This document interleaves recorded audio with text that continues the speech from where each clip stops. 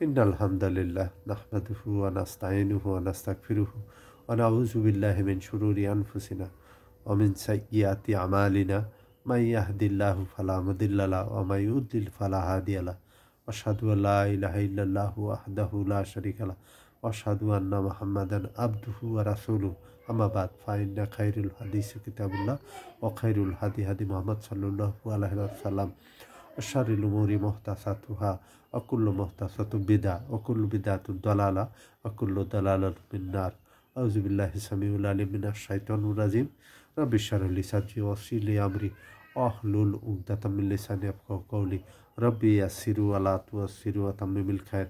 আলহামদুলিল্লাহ, আমরা এখন সূরা ফাতিহার তৃতীয় পর্বে আসছি, 7 নম্বর ক্লাসের ABC। সূরা নাহালের 98 নম্বর আয়াতে ফাইজা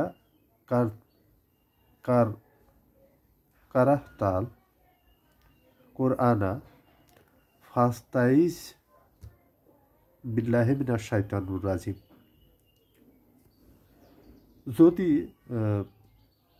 আপনি কোরআন তেলাওয়াত করেন তবে আউযুবিল্লাহ পড়েন, অর্থাৎ কোরআন তেলাওয়াতের আগে আউযুবিল্লাহি মিনাশ শাইতানির রাজিম এটা পড়তে হয়, যতক্ষণ না আল্লাহর সামনে নিজেকে সারেন্ডার না করা।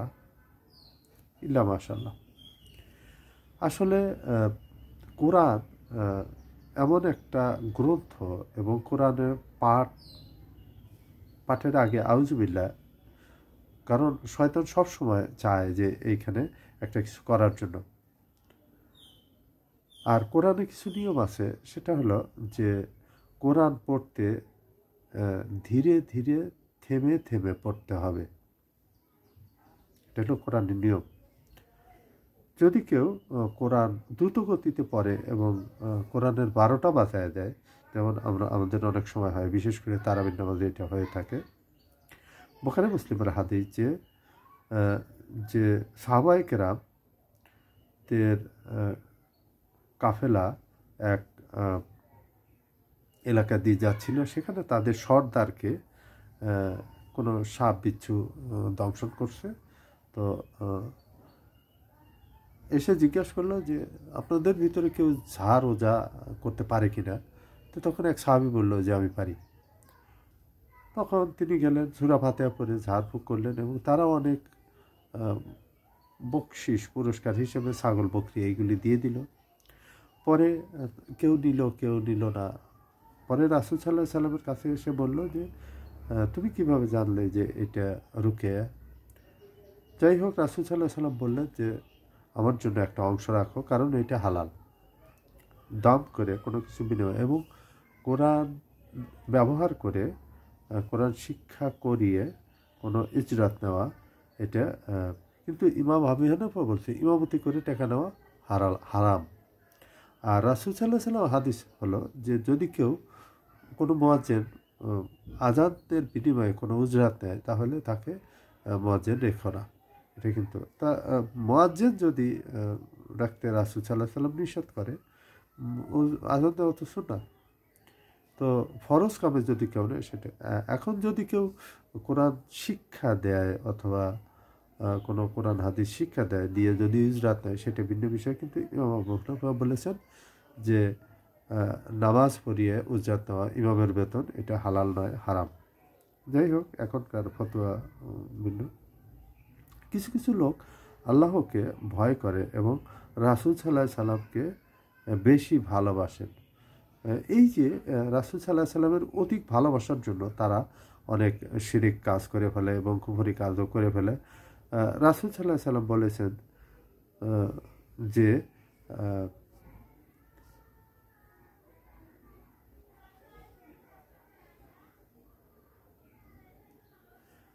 রাসূল সাল্লাল্লাহু আলাইহি সাল্লাম বলেন যে সবচেয়ে উত্তম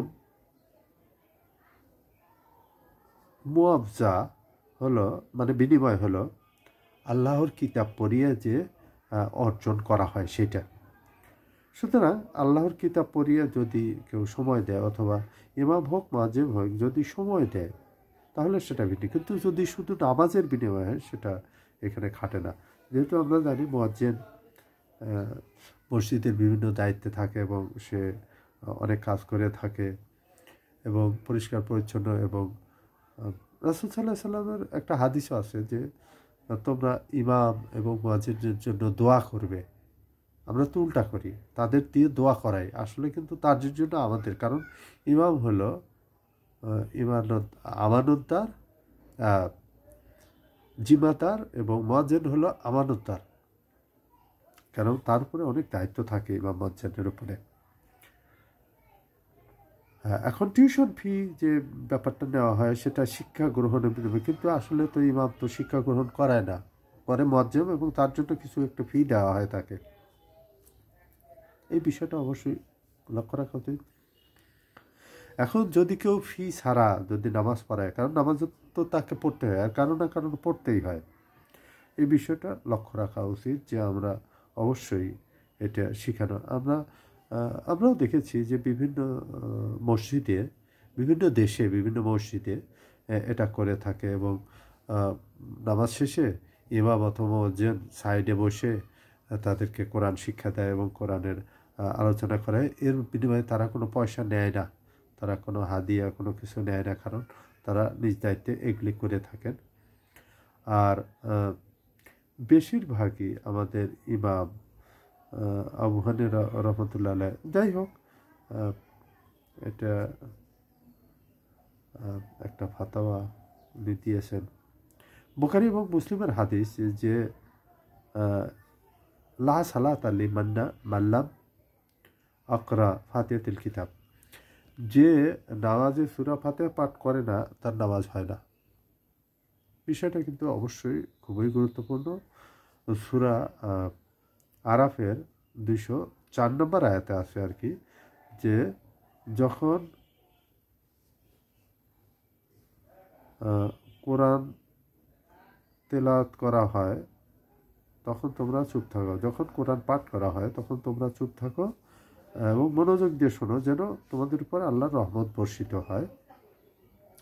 ওয়া ইজাল কুরিয়াল কোরআনু ফাস্তামিউ লাহু ওয়া আনসিতু লাল্লাকুম তুরহামুন। তোমরা যখন কোরআন তেলাওয়াত করা হয় তখন তোমরা চুপ থাকো এবং মনোযোগ দিয়ে শোনো। সুতরাং যখন জাহেরি নামাজে ইমাম কিরাত করে তখন কিন্তু অবশ্যই আমাদেরকে মনোযোগ দিয়ে তা শুনতে হবে এবং তার তেলাওয়াত শুনতে হবে। আর যখন সে কেরাত শোনা যায় না, তখন আমাদেরকে হাদিসের উপরে অনুসরণ করতে হবে। আমাদের অনেকেই বলে যে যখন তেলাওয়াত করে তখন তুমি মনে মনে পড়ো, মনে মনে পড়া আবু হুরায়রা রাদিয়াল্লাহু আনহু থেকে হাদিসটা আছে, কিন্তু এখানে বিষয়টা হলো যে সে যেন অন্য হিসাব কিতাব না করে, সে যেন মনোযোগ দিয়ে শোনে এবং মনে মনে বলতে কি ওইটা যেন তার একটা কাজে লেগে থাকে, সে যেন ওই অফিসের হিসাব অথবা দোকানের হিসাব না করে। এটা একটা বিষয় আছে আর কি। যাই হোক, এবং ইমামের জন্য ডিস্টার্ব না হয়। রাসূল সাল্লাল্লাহু আলাইহি ওয়াসাল্লাম একটা হাদিস আছে যে তোমরা কি আমার পিছনে এমনভাবে কেরাত করছিলে যে আমার কেরাত ছিনিয়ে নিচ্ছিলে, এরকম তো তখন সাহাবা বললেন, ইয়া রাসূলুল্লাহ, আমি এরকম করি। তখন বলছে যে তুমি ইমামের পিছনে শুধু সূরা ফাতিহা পাঠ করবে, কারণ যে সূরা ফাতিহা পাঠ করে না তার নামাজ হয় না। সুতরাং এটা কিন্তু আর কোনো কথা নেই, আল্লাহ রাসূল বলে গেছে, বাস, দ্যাটস অল। আর ওই কেউ যদি বলে এবং সুতরাং যেহেতু অতএব, ওইটা না, ওইটা এদিক ওদিকে ওইটা চলবে না। এটা যখন ইমাম কিরাত করে তখন চুপ থাকো অথবা মনে মনে পড়ো যেন ইমামের ডিস্টার্ব না হয়। আর যখন ইমাম চুপ থাকে, জোহর আসর মাগরিবের শেষে রাকাত, এশার শেষের 2 রাকাত, তখন অবশ্যই সূরা ফাতিহা পাঠ করতে হবে যেন তোমার নামাজ মোকাম্মেল হয়। আর যদি সূরা ফাতিহা পাঠ না করে তাহলে তার নামাজ হয় না। রাসূল সাল্লাল্লাহু আলাইহি ওয়াসাল্লাম একবারে স্ট্যাম্প লাগিয়ে দিয়েছেন যে যে ব্যক্তি নামাজে সূরা ফাতিহা পাঠ করে না তার নামাজ হয় না। সুতরাং অবশ্যই আমাদেরকে সূরা ফাতিহা পাঠ করতে হবে যখন ইমাম চুপ থাকে, চুপে চুপে পড়ে। চুপ থাকে বলতে চুপে চুপে পড়ে। অবশ্যই আবু হুরায়রা রাদিয়াল্লাহু আনহু বলেন যে ইমাম সাক্তা গনিমত মনে করো। আর রাসূল সাল্লাল্লাহু আলাইহি সাল্লাম, আমরা জানি জাবের বিন আব্দুল্লাহ রাদিয়াল্লাহু আনহু থেকে, যে রাসূল সাল্লাল্লাহু আলাইহি সাল্লাম দুটো সাক্তা দিতেন। একটা দিতেন হলো সূরা ফাতিহা শেষ হওয়ার পরে, আর একটা হলো রুকু যাওয়ার আগে। দুটো সাক্তা দিতেন। অনেকেই হাদিসটা দুর্বল মনে করে, সাক্তা নাই বা দিল অথবা সাক্তা স্কিপ করে যান, তবুও যখন ইমাম চুপ থাকে তখন আপনার হাদিসের উপরে আপনাকে আমল করা উচিত। এবং যদি না করেন তাহলে নামাজ হবে না। সমস্যাটা কোথায়? সমস্যা তো নাই, আল্লাহ রাসূলের কথা মানলেন। আপনি যখন ইমাম কেরাত করে তখন আপনি চুপ থাকলেন, কারণ আল্লাহ বলছে যে তুমি চুপ থাকো। আর রাসূল সাল্লাল্লাহু আলাইহি সাল্লাম বলছে নামাজ হয় না, কারণ সূরা ফাতিহা হলো নামাজ। সূরা ফাতিহাকে আল সালাহ, নামাজ বলা হয়। ওমা আলাইনা ইল্লাল বালাগ। জাযাকাল্লাহু খাইরান ওয়া আহসানুল জাযা।